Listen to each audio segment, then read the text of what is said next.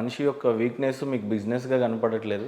ఎక్కడ వీక్ అయ్యాడు ఆ మనిషి అసలు? ఇప్పుడు ఆ మనిషి ఏంటంటే ఈ టెండర్ వేస్తే నాకు వస్తుందేమో అన్న ఉద్దేశంతో ఆ పండితుడి దగ్గరికి వెళ్ళాడు. సో ఈ పండితులందరికీ వాడు అవసరము, ఈయనకి బిజినెస్ అవ్వట్లేదా? ఎందుకు పండితులు ఏ రకంగా సమర్థించుకుంటారు అది? నో దాన్ని out and out commercial business గా చేసుకోవాలని చెప్పేసి ఇతర ఏ మతాల్లో లేదు. కేవలం హిందుత్వంలో ఈ పండితులు కూడా కేవలం జ్యోతిష్యం చెప్పే వాళ్ళ మీదనే ఈ అపారమైన ఒక రాంగ్ మచ్చ అనేది ఉంది. యాక్చువల్ చాలా మంది కాదండి, తప్పదు. ఏ మతం, ప్రతి మతంలో ఉందండి. ప్రతి మతం తాయెత్తులు అమ్మేవాడు తాయెత్తులు అమ్ముతున్నాడు, కొబ్బరి నూనె అమ్ముతున్నారు ఒక మతంలో తాయెత్తులు అమ్ముతున్నారు, ఒక మతంలో హోమాలు చేస్తున్నారు. ఇప్పుడు మతానికి దీనికి సంబంధం లేదు. రెండో అయితే గురువు యొక్క స్థాయిని బట్టి డబ్బులు సంపాదించుకునే సిస్టమ్ కూడా హిందుత్వంలో చాలా మచ్చ తెచ్చి పెడుతుంది. కారణం ఉదాహరణకు సపోజ్ ఆ దేవాలయం పేర్లు అయితే చెప్పను కానీ ఒక దశమహావిద్యా హోమం చేయించుకుంటే 10 కోట్లు పెట్టిన వాళ్ళు కూడా ఉన్నారు. ఓకే, ఇందాక మీరు చెప్పినటువంటి వైన్స్ టెండర్ ఆయన స్థాయిలో ఆయన ఎంత చెల్లించుకున్నారో తెలియదు. ఓకే, అసలు దీన్ని ఒక ఎథికల్ బిజినెస్ అనే అనవచ్చు కదా. నేను అదే చెప్తున్నానండి. మీరు ఏ రంగంలోనైనా ఎలాగైనా చేయొచ్చు, జ్యోతిష్యంలో ఆ పొరపాటు చేయకూడదు. ఎందుకంటే ఇది నీకు ఒక సన్నిహితంతోనో లేదంటే ఒక స్థితి, ఒక పొజిషన్తోనో మనం చెప్పకూడదు. అతను ఏం చేస్తాడన్నది కూడా నేను అడగను. అడిగితే నీ గౌరవ మర్యాదలు, నీ మాట మారిపోతుంది. పోలీసు వచ్చాడు అనుకోండి, ఒకలాగా మాట్లాడతావు. ఇప్పుడు సపోజ్ ఒక ఏసీపీ వచ్చాడండి, ఏసీపీకి ఒక ల్యాండ్ సమస్య ఉంది, లేదా ల్యాండ్ సేల్ అవ్వాలని ఉందనుకుందాం. ల్యాండ్ సేల్ అవ్వాలని ఉంటే అతను పోలీస్ అని నాకు చెప్తే నా వే ఆఫ్ స్టైల్ మారుతుంది. ఓకేనా? అసలు జ్యోతిష్యం అన్నదానికి మీరు అడిగారే, ఎలా దీన్ని జేబులు నింపుకోవడమా లేకుంటే ఎదుటివాడి ఆశని క్యాచ్ చేసుకోవడమా, అవన్నీ జరగకూడదు. జరుగుతున్నాయి కాబట్టి మీలాంటి వాళ్ళు ఇష్టం వచ్చినట్టు మమ్మల్ని ప్రశ్నిస్తున్నారు. లేకపోతే మమ్మల్ని ప్రశ్నించే హక్కు ఎక్కడ వస్తుంది మీకు? వాస్తవం, ఇంపాసిబుల్. ప్రతిరోజు భగవంతుడి పాదాలు పట్టుకొని అనుక్షణం వేదాన్ని వల్లించే మమ్మల్ని కూడా ప్రశ్నించే రైట్స్ ఎలా వస్తున్నాయంటే, మాకు సంబంధించి మా వృత్తిని మా వృత్తి అని చెప్పి ఒక వస్త్రాన్ని ధరించి అక్కడ దుర్మార్గం జరుగుతుంది కాబట్టి మమ్మల్ని ప్రశ్నిస్తున్నారు. అది చెయ్యకూడదు. ఎందులోనైనా దాన్ని యాక్సెప్ట్ చేయొచ్చు, కానీ ఒక దేవాలయాన్ని సృష్టించుకొనో లేదంటే ఒక దేవుడికి సంబంధించిన వాక్కుని, ఆ దేవుడు అన్నటువంటి ఒక రూపాన్ని అక్కడ పెట్టో లేదంటే దేవుడు అనే మాటలు వాడుతూనో అన్నదానం చేస్తున్నామనో లేదా అదనో ఇదనో డబ్బులు దోచుకోకూడదు. అది ఈ క్షణం మాత్రమే. వాడి భార్య పిల్లలో ఎక్కడో ఒక దగ్గర వాడికి ఎఫెక్ట్ ఉంటుంది. ఇది అక్షరాల నిజం. ఏ వృత్తిలోనైనా మోసం చేస్తే దెబ్బ పడుతుంది. అందులో దేవుడు అన్నటువంటి మార్గంలో మనం నడుస్తున్నప్పుడు అందులో మాయ చేసి సంపాదిస్తుంది అత్యంత దుర్మార్గం. అంటే ఆ వీక్నెస్ని క్యాచ్ చేసుకునేటువంటి పండితులకు కానీ మీకు కానీ ఉన్న తేడా ఏంటంటే ఏం చెప్తారు? 100% అలా ఉన్నటువంటి వాళ్ళకు నాకు తేడా ఏంటంటే, నేను ఇవాళ ఒక జాతకాన్ని చెప్తే నేను కష్టపడ్డందుకు నాకు ఇంత వస్తే చాలని 500 తీసుకుంటున్నాను. అదే 500 తీసుకొని ఇంత ఫేమ్ వచ్చిన తర్వాత నాకు నేనేం గొప్ప అనట్లేదండి, మినిమం కొంతన్నా నన్ను గుర్తుపడతారు కదా. ఈ ఫేమ్తో నేను 5,000 చెప్తే ఇస్తారు నాకు డబ్బులు. లేదా ఆయన దగ్గర సబ్జెక్ట్ ఉందో లేదో, ఇగో దీని గురించి కరెక్ట్గా చెప్తారు అని చెప్పి నాకు ఇస్తారు. నా స్థాయి, నేను పడ్డ కష్టానికి అది చాలానే తీసుకుంటున్నాను. ఇక్కడే నేను సక్సెస్ అయ్యాను. ఇతరులకు నాకున్న తేడా అదే 100%. మీ ఉద్దేశంలో జ్యోతిష్యం అంటే ఏంటి? అసలు జ్యోతిష్యం పట్ల మీకు కలిగినటువంటి ఇంట్రెస్ట్ ఏంటి? చాలామంది పురోహితం కూడా తీసుకుంటారు, వేదాలు పఠించాలని. ఏమండి, పురోహితంలో 40% జ్యోతిష్యానికి సంబంధించి కూడా ఉన్నాయి. ప్రతి పురోహితుడు జపాలు చేస్తాడు. జపాలంటే ఎక్కడి నుంచి పుట్టాయండి? జ్యోతిష్యంలోంచే. పెళ్ళిళ్ళు చేస్తారు. పెళ్ళి ఎక్కడి? మీరు ఇందాక వేదంలో లేదా అన్నారు. వేదంలో లేదు, కానీ వేదానికి పూర్తిగా అంటే వేదానికి సంబంధించి వేద భాగము, వేద ఉపనిషత్తులు, వేదం ఒక స్థితి అయితే, ఒకవైపు అయితే ఈ జ్యోతిష్యం కూడా మీకు తెలియకుండా ఆల్రెడీ ఇంజెక్ట్ అయిపోయింది. మనకు పెళ్లి చేస్తున్నారు, ముహూర్తం తీస్తున్నారు.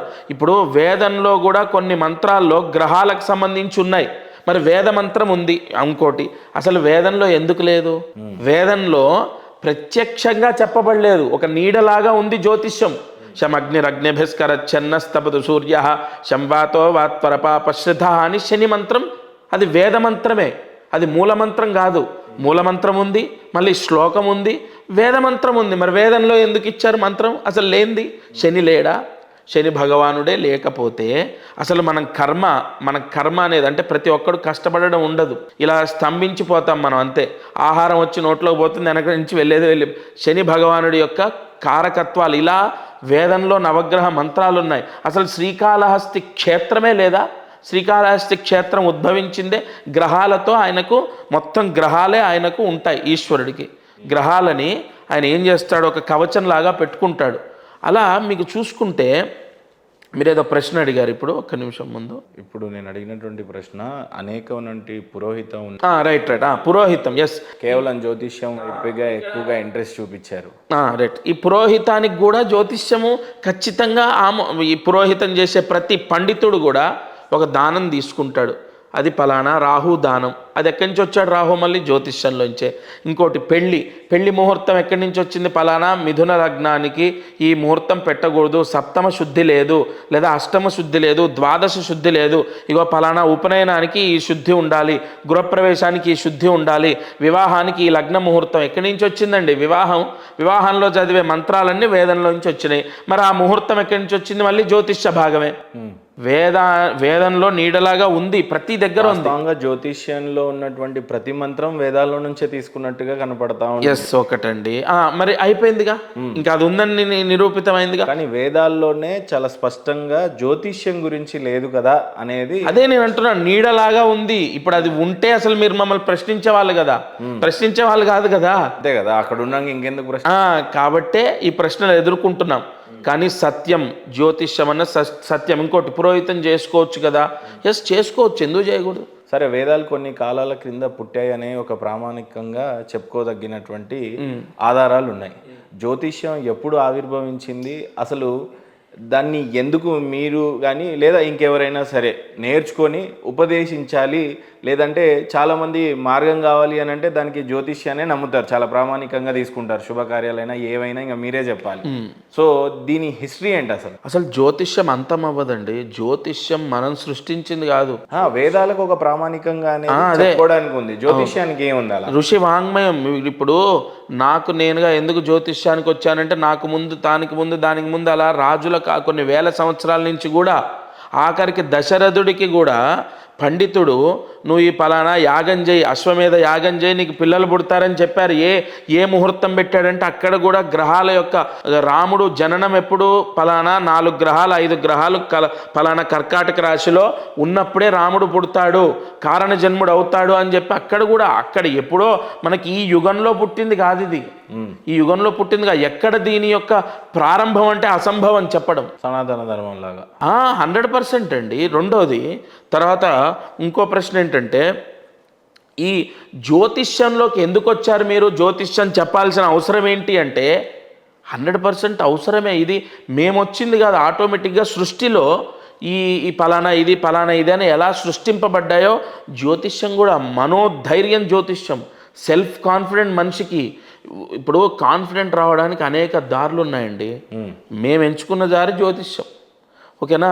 ఎలా అండి, ఏంటి ఎలా అంటే, పలానా మహేందర్ గారు ఒక వెహికల్ కార్ తీసుకుంటారు, లేదా మీరు వైట్ కలర్ కార్ తీసుకోండి, మీరు 100% మీకు లక్కీయెస్ట్ కార్ అని చెప్తే మీరు అది కార్ తీసుకుంటారు. అది మీరు పలానా గురువుని నమ్మి తీసుకుంటారు. లేదా నేను కూడా మీలాగా ఫ్రెండ్ లాగా ఉండి ఒక చొక్కా వేసుకొని కార్ వైట్ తీసుకోవా, స్టైల్గా ఉంటుంది, బాగుంటుందంటే పోరా నాకు బ్లూ కలర్ ఇష్టం అని మీరు వెంటనే కొట్టేస్తారు. శాస్త్రము చెప్పింది సత్యం కాబట్టి ప్రతి ఒక్కరూ దాన్ని నమ్ముతారు. అసలు అన్నిటికన్నా ముఖ్యంగా నువ్వు చదువుకో. మొత్తం జూదంలో సర్వనాశనం అయిపోయిన వ్యక్తిని నేను ఎవరో వద్దు, నేనే. నువ్వు చదువుకో, నీ లైఫ్ అద్భుతంగా ఉంది, గురు శనుల కలయిక ఉంది నీకు, నువ్వు ఎక్స్ట్రాడినరీగా, నువ్వు పలానా ఈ టైంలో నీకు విపరీత యోగాలు ఉన్నాయి. ఇప్పుడు నువ్వు టోటల్ బ్యాడ్ పీరియడ్లో ఉండి నీవు సర్వము కోల్పోయి నువ్వేమనుకుంటున్నావు అంటే అసలు నీ జీవితం మొత్తం మైనస్, అసలు ఆఖరికి దేవుడు లేడు, అవి లేడు, ఇవి లేడు, ఇష్టం వచ్చినట్టు ప్రవర్తించిన వ్యక్తిని మోటివేట్ చేసి అతని జాతకాన్ని ఆధారంగా తీసుకొని ఎక్స్ప్లెయిన్ చేసి అతన్ని సరైన దారిలో పెట్టాము. అతను ఇప్పుడు విదేశాల్లో ఉన్నాడు. కాబట్టి ఇక్కడ ఏ బలంతో నేను చెప్పాను? నేను పలానా గట్టిగా ఈ మాట చెప్పాలంటే నాకు ఏదో నా వెనకాతలు నా గురువులు చెప్పినటువంటి బలమైన నమ్మకం నాలో ఉంటే కదా మిమ్మల్ని నమ్మించేది. అదే ఆ శాస్త్రము, గ్రహాల యొక్క కలయిక, లగ్న భావము, పలానా టైంలో వచ్చే దశ, మీరు ఎదగడానికి కానీ, నేను ఎదగడానికి కానీ, ఇతరులు ఎదగడానికి కానీ ఒక టైం ఉంటుంది. మీకు తెలివితేటలు 18వ ఏట నుంచో, 20వ ఏట నుంచో, 22వ ఏట నుంచో విపరీతంగా నాలెడ్జ్ ఉంది ఒక దాని మీద. కానీ మీరు పలానా 33వ ఏటనే హైలైట్ అవుతారు సడన్గా వితిన్ 1 ఇయర్లో. ఎలా మరి? అప్పుడున్న తెలివితేటలే, అప్పుడున్న మహేందర్ గారే, అప్పుడు తినే తిండే, ఏం మార్పేం లేదు వే ఆఫ్ స్టైల్లో. మీ థింకింగ్ ఏం మారలేదు, మీ డిసిప్లిన్ ఏం మారలేదు. బట్ కాలం కలిసి వచ్చింది, సంవత్సరంలో ఎక్కడికో వెళ్ళిపోయారు. ఇక అక్కడి నుంచి ఎన్నేళ్ళు కలిసి వస్తుంది అనేది ఉంటుంది. మళ్ళీ కొంతమంది అసలు వెనక్కి తిరిగి చూడకుండా ఉన్న రాజయోగ జాతకాలు ఉన్నాయి, కొన్ని టపేలు మన కింద పడే ఉన్నాయి. కాబట్టి 100% ఇక్కడ గ్రహాలని బట్టి, గ్రహాల యొక్క గతుల్ని బట్టి మనిషి యొక్క లైఫ్ వెళ్తున్నప్పుడు అసలు ఎందుకు నమ్మకూడదు? ఇప్పుడు నాదే తీసుకోండి, గురువు దశమాధిపతి. ఆ దశమాధిపతి గురువు కాబట్టే పాండిత్యము, జ్యోతిష్యము ఇందులోకి వచ్చాను. లెక్క ప్రకారం వేరే ఎందులో ప్రయత్నం చేసినా నష్టపోతాను నేను. అంటే మీ జాతకాన్ని మీరు చూసుకునే వచ్చారా, మీ తండ్రి గారు చూసారా? నా జాతకాన్ని నేను చూసుకునేసరికే ఇందులో ఉన్నాను నేను. మీకు తెలియదు విధి కర్మ చూడండి, ఆ గ్రహాల యొక్క కాంబినేషన్ ఆటోమేటిక్గా నిన్ను పంపిస్తుంది. సో అండ్ సో ఒక పర్సన్, మా మేనమామ, ఆయన ఏం చెప్పారు, నేను చదువుకుంటుంటే మా తమ్ముడు నేనున్నాం, ఇద్దరికీ చెప్పాడు, నేను వేద పాఠశాలకు వెళ్ళి చదువుకుంటాను, సెలవులు ఎక్కువ వస్తాయట, అందరూ దండాలు పెడతారట. ఆ వయసులో ఎంత 8 ఏళ్ళు నాకు, అప్పుడు 8, 9 అనేసరికి నేను అట్రాక్ట్ అయ్యాను. మరి వాడు అవ్వలేదు, వాళ్ళ విదేశాల్లో ఉన్నాడు, అక్కడ వెల్ సెటిల్డ్ అయ్యాడు. మరి నేను అయ్యానే. వాడి దశమాధిపతి, వాడి లగ్నం వేరు, నా లగ్నం వేరు. మరి ఇద్దరికి సేమ్ టైంలో చెప్పాడు, ఇద్దరిని కూర్చోబెట్టే చెప్పాడు. నాకు ఎక్కింది, వాడికి ఎక్కలేదే. అది కర్మ జ్యోతిష్యంలో ఉంది. నువ్వు పలానా ఈ వృత్తిలోకి రావాలి, పౌరోహిత్యం చేయాలి, లేదా పలానా జ్యోతిష్య భాగాన్ని అభ్యసించాలని ఉంది. కాబట్టే ఆ టైంలో నేను వెళ్ళాను, మా తాతగారిని అడిగాను, ఉపనయనం చేశారు, వేద పాఠశాలలో వేశారు. మరి అతనికి కూడా ఇంట్రెస్ట్ రావాలి కదా. అతను నాకన్నా ఇంకా సంవత్సరం చిన్నవాడే కదా. ఎప్పుడన్నా రీగ్రెట్గా ఫీల్ అయ్యారా ఈ వృత్తిని ఎంచుకున్నప్పుడు? అలాంటి సందర్భాలు ఏమన్నా వచ్చాయా? ఏమి రావు. చాలా గర్వంగా ఫీల్ అయినట్టుగా ఎప్పుడన్నా? అవి కూడా ఎందుకు ఫీల్ అవ్వడానికి ఏం లేవండి. ఎందుకంటే సమాజం రాను పండితుల్ని అగౌరవపరుస్తూనే ఉంటుంది. అండ్ రాను ఖచ్చితంగా ఈ ఫీల్డ్ని, ముఖ్యంగా జ్యోతిష్యం అవనివ్వండి అండ్ పౌరోహిత్యమేమో చులకన, జ్యోతిష్యమేమో నింద వేయటం, లైక్ దోచుకుంటున్నారని, ఇతరుల యొక్క మానసిక ఆశని క్యాష్ చేసుకుంటున్నారని, ఇవి లైఫ్ లాంగ్ ఉంటాయండి. కలియుగంలో ఖచ్చితంగా, ముఖ్యంగా ఈ రాబోయే తరాల్లో 100% జ్యోతిష్యం పైన నెగిటివ్ అనేది వస్తూనే ఉంటుంది. కానీ దీన్ని నమ్మే వాళ్ళు పెరుగుతుంటారు, తగ్గరు. ఎందుకంటే ఇది సత్యం అండి. సత్యం ఎప్పుడు అంతం అవ్వదు. మీరు ఎంత ప్రచారం చేయండి, ఒక 10 మిలియన్ సబ్స్క్రైబ్స్ ఉన్న ఛానల్ తీసుకొని పొద్దున్నుంచి తెల్లవార్లు ఇదే పనిగా కూర్చోండి, జ్యోతిష్యం అనేది 1% కూడా క్రేజ్ తగ్గదు. అంటే ఎన్ని ఛానల్ ముక్కుముడిగా దాడి చేసి అసలు అసంభవం అండి.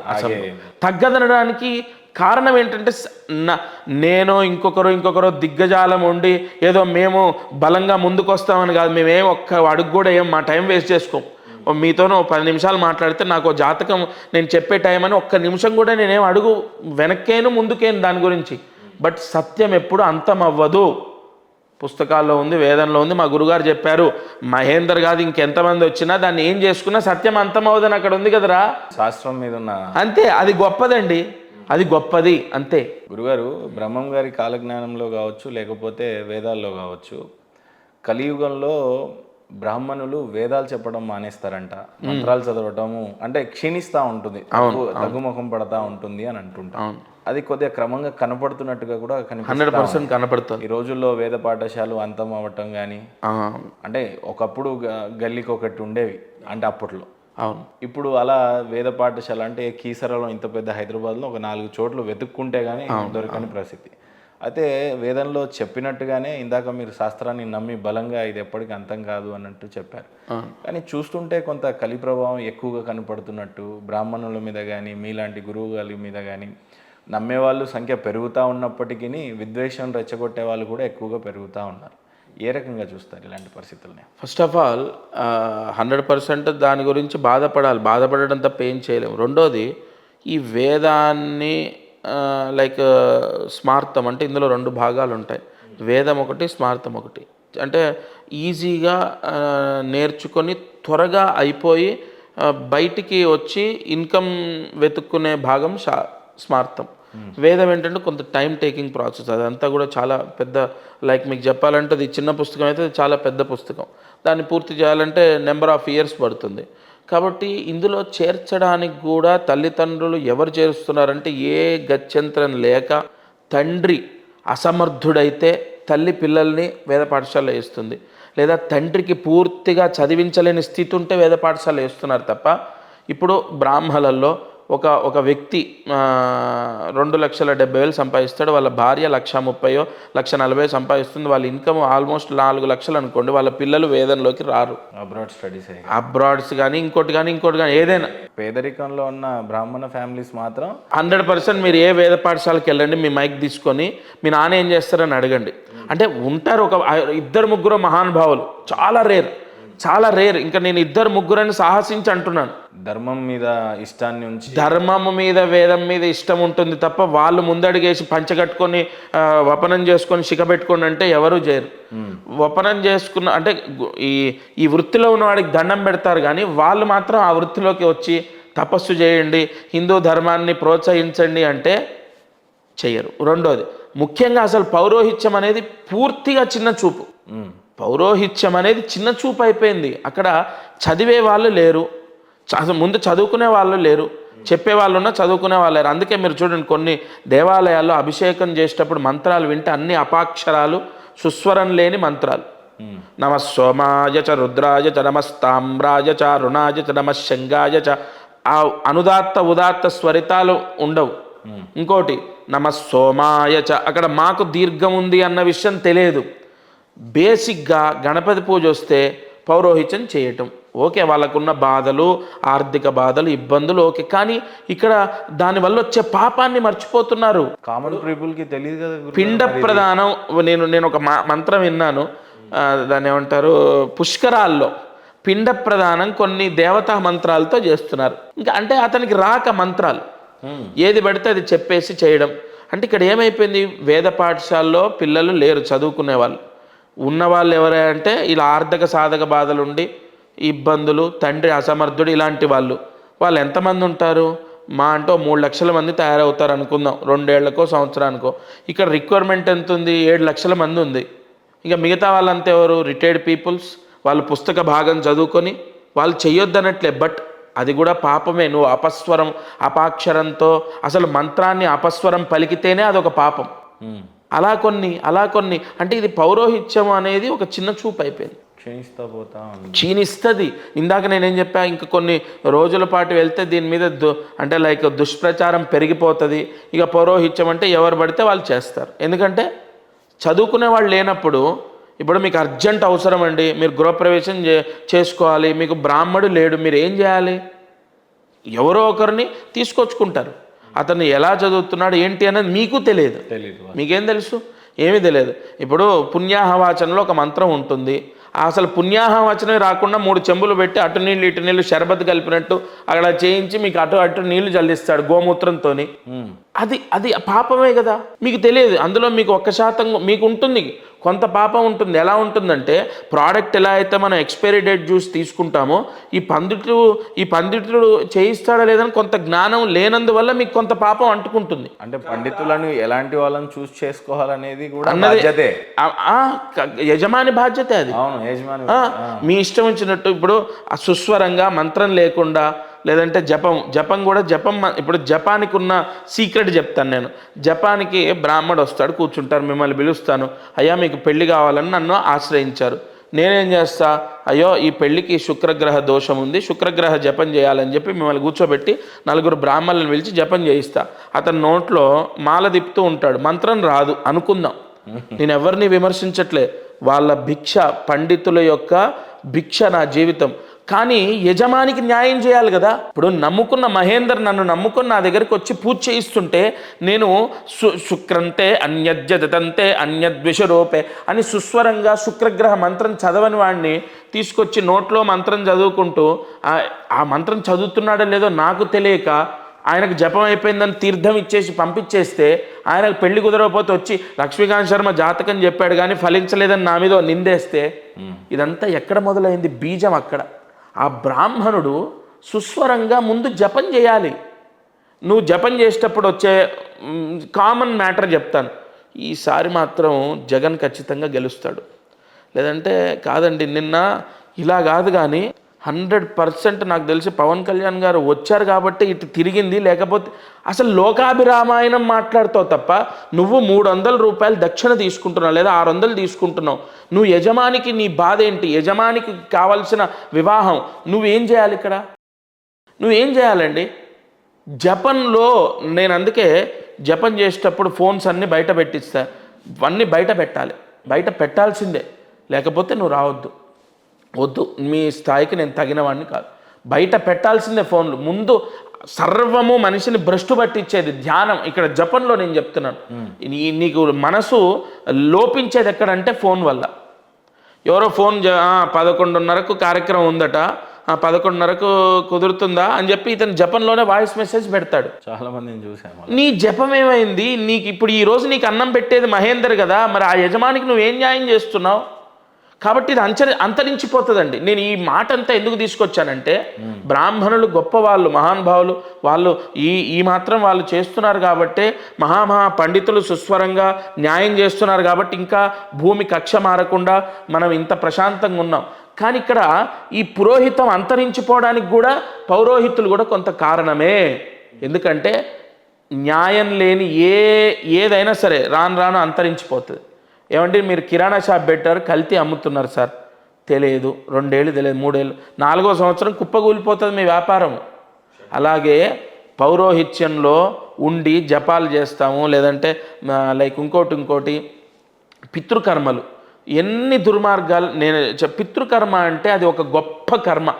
భోక్త చేసేటప్పుడు ఛాయ్ తాగి కాఫీ తాగి ఆరోగ్యం షుగర్ ఉంది, ఛాయ్ కాఫీ తాగా ఓకే. టిఫిన్ చేసి భోక్తకు కూర్చుంటే అది మహా పాపం అండి. టిఫిన్ చేసి భోక్తకు కూర్చొని నీ 250, 400, 1000 రూపాయలు తీసుకొని నువ్వు వెళ్ళిపోతున్నావు.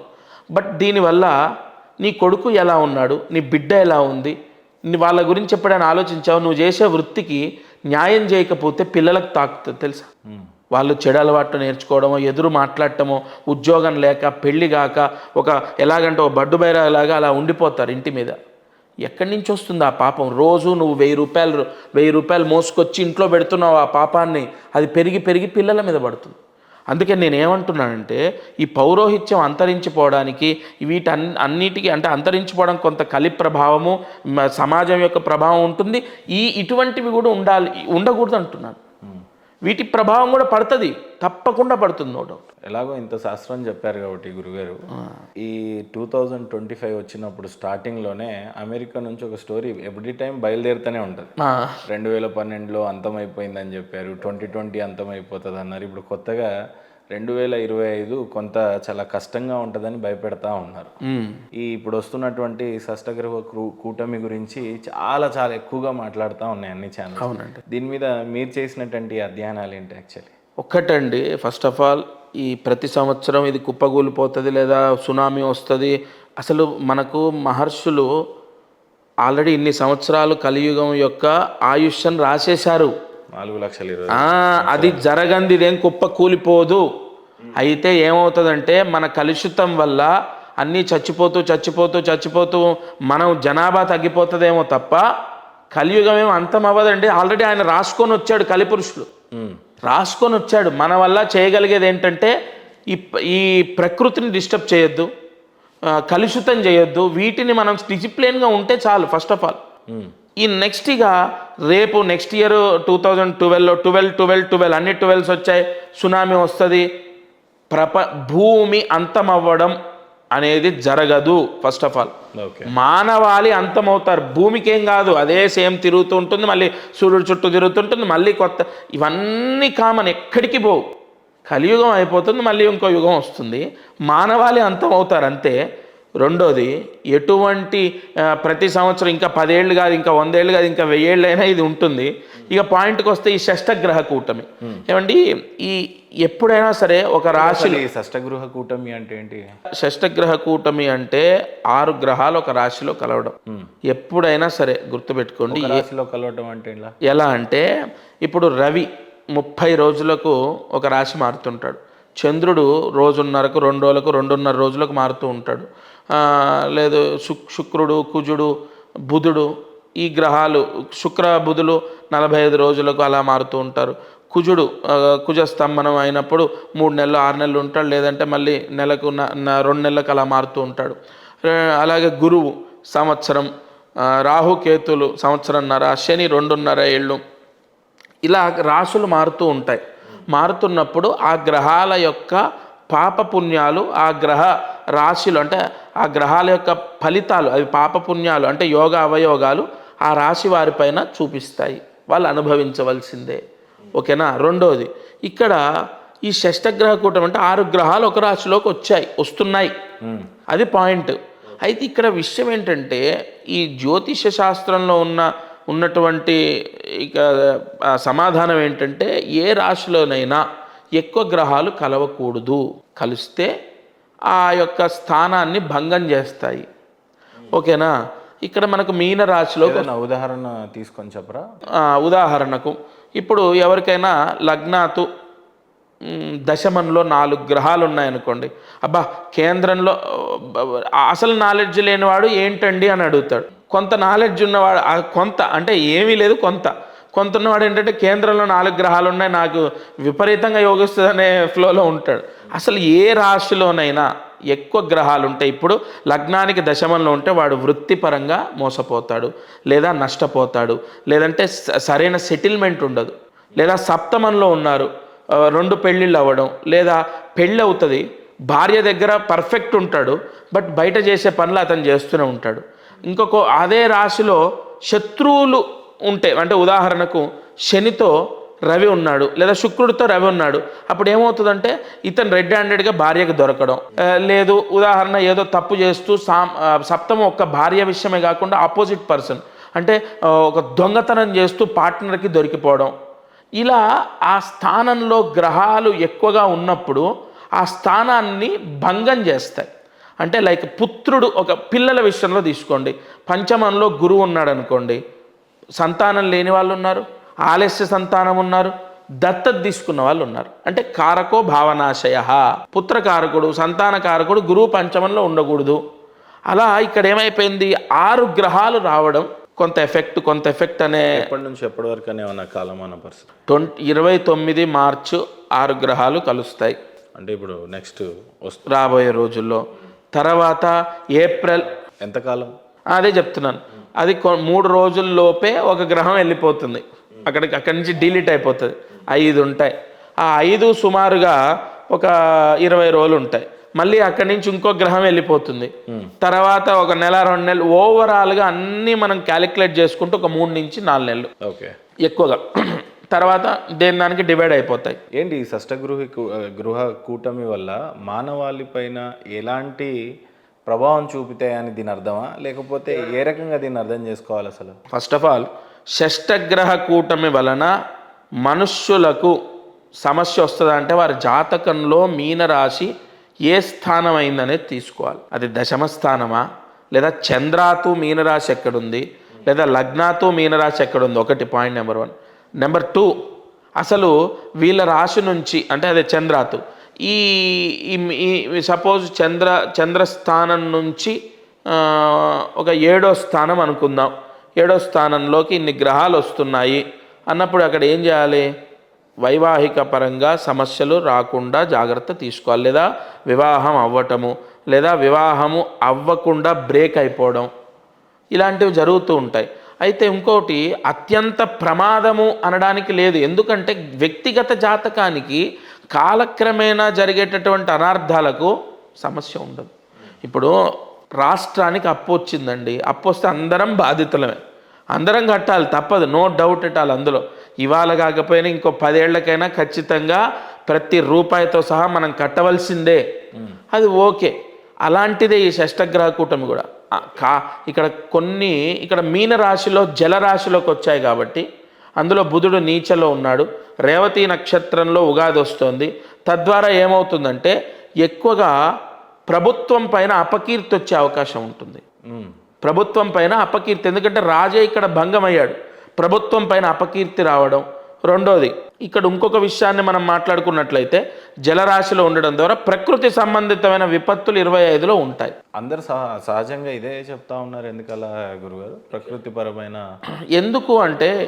ఎందుకంటే అండి, గతాన్ని ఎప్పుడు కూడా ఏ జ్యోతిష్కుడైనా బ్రహ్మజ్ఞాని ఏం కాదు, నేనైతే కాదండి, మహానుభావులు ఉన్నారు. అయితే ఇక్కడ ఎవరైనా సరే ఏది క్యాలిక్యులేట్ చేసుకుంటారంటే గతంలో జరిగినటువంటి వాటిని గతంలో షష్టగ్రహ కూటం వచ్చినప్పుడు ఏం జరిగింది, గతంలో పంచగ్రహ కూటం వస్తే ఏం జరిగింది, ఇవి కంపల్సరీ క్యాలిక్యులేట్ చేస్తారు. గతంలో వచ్చినప్పుడు గతంలో పంచగ్రహాలు కలిశాయి. పంచగ్రహాలు కలిసినప్పుడు మనకు కరోనా వచ్చింది. ఎగ్జాక్ట్ కలిసిన రోజే తొలి కరోనా కేసు బయటపడింది. ఓకేనా? కరోనా అనేది మనకు చాలా ఎంత డ్యామేజ్ చేసిందో మనకు తెలుసు. కానీ అంత స్థాయిలో డ్యామేజ్ అవుతుంది అని మనం భయభ్రాంతులకు అవ్వద్దు, ఎందుకంటే దానికి మించిన డ్యామేజ్ ఇంకా ఉండదు, ఎందుకంటే అంత డ్యామేజ్ జరిగింది. ఇంకోటి, ఎటువంటి డ్యామేజ్ అయినా సరిదిద్దుకునే శక్తిని మనం సృష్టించుకున్నాం. భగవంతుడు సృష్టి చేస్తే సృష్టికి ప్రతి సృష్టి మానవుడు చేశాడు ఇవాళ. కాబట్టి అసలు భయపడాల్సిన అవసరం ఏంటి? ఇల్లు కూలిపోతే 6 నెలల్లో మళ్ళీ ఇల్లు కట్టుకునే అన్ని పరికరాలు మన దగ్గర ఉన్నాయి, ఆ బలం ఉంది. అసలు అన్నం లేని చోటు ఉంటే నువ్వు అన్నం కింద పడితే అమ్మో అనుకోవచ్చు. కాబట్టి ఇక్కడ మనం భయపడాల్సిన అవసరం లేదు. ప్రకృతి సంబంధిత విపత్తులు వస్తున్నాయి, దాన్ని ఎలా ఆపుతావు, ఎలా ఆపాలి? మళ్ళీ ఇందాక నేను చెప్పినట్టు తపస్సు చేయాలి. తపస్సు చేసేవాళ్ళు ఏరి సరిపోదు, ఈ తపస్సు సరిపోదు. 100 కిలోలు బరువు నా నెత్తినేస్తే నా స్టామినా సరిపోదు ఆ 100 కిలోలు మోయడానికి. కాబట్టి ఈ పాపత్వం అనేది అక్కడ సృష్టింపబడుతోంది 6 గ్రహాలు కలిసి. దానికి మనం అంతా ఏం చేయాలంటే 100% మన మెడిటేషన్ పెంచాలి, పూజలు పునస్కారాలు 100% పెంచాలి, అవి మనల్ని కాపాడుతాయి. Point number 1. రెండోది, వ్యక్తిగత జాతకానికి దాన్ని ఆమోదించకూడదు. మీనరాశిలోకి వస్తున్నది, మీనరాశి వాళ్ళు సర్వనాశనం అయిపోతారు, మీనరాశి వాడికి మొత్తం ఇక వాడు రోడ్డు మీదకి రావడం ఖాయం, అలా మాట్లాడకూడదు. మీనరాశి వాళ్ళు ఈ షష్టగ్రహ కూటమి నుంచే విపరీతంగా ఇప్పుడు భాగ్యాధిపతి దశ ఉంది. నా ఫ్రెండే, ఎవరో కాదు, నా చిన్ననాటి స్నేహితుడు, భాగ్యాధిపతి దశ ఉంది, అతనిది రేవతి నక్షత్రం, మీనరాశి. ఇంకా బాగా సంపాదించి 100% పెద్ద స్టేజ్లో రాబోయే రోజులు ఉంటాడు. 2039 వరకు అద్భుతంగా ఉంది అతనికి. కాబట్టి అలా భయాన్ని సృష్టిస్తేనే మీరు మమ్మల్ని వ్యతిరేకమైన క్వశ్చన్స్ అడుగుతున్నారు. షష్టగ్రహ కూటమి వల్ల నేను ఇచ్చే ఆన్సర్ ఒకటే, ఎవరికి ఎటువంటి విపత్తు జరగదు. రెండోది, ప్రకృతి సంబంధితమైన విపత్తులు వస్తాయి, వ్యక్తిగతంగా డ్యామేజెస్ రావచ్చు, ఎక్కువగా నీటి సంబంధితమైన విపత్తులు వస్తాయి. ఇంకా అక్కడ సూర్యుడు ఉన్నప్పటికీ ఎక్కువగా బుధుడు, శని, రాహు, చంద్రుడు, శుక్రుడు వీళ్ళందరూ కూడా అగ్ని కరువు లాంటి, అదే చెప్తున్నాను. ఇక్కడ బుధుడికి ఒక్కడికి అక్కడ డ్యామేజ్ ఎక్కువగా అవుతుంది. రవి ఉన్నప్పటికీ మిత్రరాశే, చంద్రుడికి మిత్రరాశే, శనికి కూడా మధ్యమం, ఇంకా శుక్రుడికి పర్వాలేదు మధ్యమం. కాబట్టి ఇక్కడ ప్రధానంగా నీటి సంబంధితమైన విపత్తులు వస్తాయి తప్ప కరువేం రాదు. నీళ్లు లేక ఇబ్బందులు ఏం పడరు. అగ్ని సంబంధితమైన ప్రమాదాలు ఏమి ఎక్కువగా ఉండవు. లాస్ట్ ఇయర్ 23-24 తీసుకుంటే అగ్ని సంబంధితమైన ప్రమాదాలు చాలా జరిగాయి. బట్ ఈ ఇయర్లో అలా ఏముండదు. ఎక్కువగా నీటి సంబంధితమైన విపత్తులు, అకాల వర్షాలు అవ్వచ్చు, సునామీ అవ్వచ్చు, లేదంటే నీటి సంబంధితమైన విపత్తులు ఎక్కువగా ఉంటాయి. అంటే ఎక్కువగా వచ్చే కరువు కాకుండా ఎక్కువగా తర్వాత నీటి సంబంధితమైన వ్యాపారాలు కూడా డ్యామేజెస్ అయ్యే ఛాన్సెస్ ఉండొచ్చు. అంటే అన్ని వ్యవసాయ రంగంలో ఈసారి ఎక్కువగా అంటే ఎక్కువ మనం ఎక్కడి వరకు దీని ఫలితం గురువు మారే వరకే. మళ్ళీ గురువు మారితే అన్ని కంట్రోల్ చేస్తాడు. గురువు మిథున రాశిలోకి ఎప్పుడైతే ఎంటర్ అవుతాడో ఆగస్టులో, తర్వాత మళ్ళీ అన్ని కంట్రోల్ అవుతాయి. మీరు చూడండి, before August, after August real estate కూడా అద్భుతంగా బాగుపడుతుంది. అంటే ఫ్యూచర్లో సెప్టెంబర్ నుంచి బాగుంటుంది. మళ్ళీ 2025 సెప్టెంబర్ నుంచి ఖచ్చితంగా బాగుంటుంది. అప్పటి వరకు ఏంటంటే ఎక్కువగా ఈ నీటి సంబంధితంగా చేసేవన్నీ వ్యవసాయం అదే, ఈ రొయ్యల చెరువులని, చేపల చెరువులన్నీ అవే. కాబట్టి ఆ వాటిలో డ్యామేజెస్ ఎక్కువ ఉండొచ్చు, లేదా ఆ వచ్చిన పంట సరిగా వచ్చిన సేల్ అవ్వక ఇబ్బంది ఉండొచ్చు, సడన్గా రేటు పడిపోవచ్చు, అదే పండినప్పుడే అకాల వర్షాలు అప్పుడప్పుడు రావచ్చు, ఎనీ కైండ్ ఆఫ్ డ్యామేజ్. అది ప్రకృతి సంబంధితంగా జరుగుతుంది.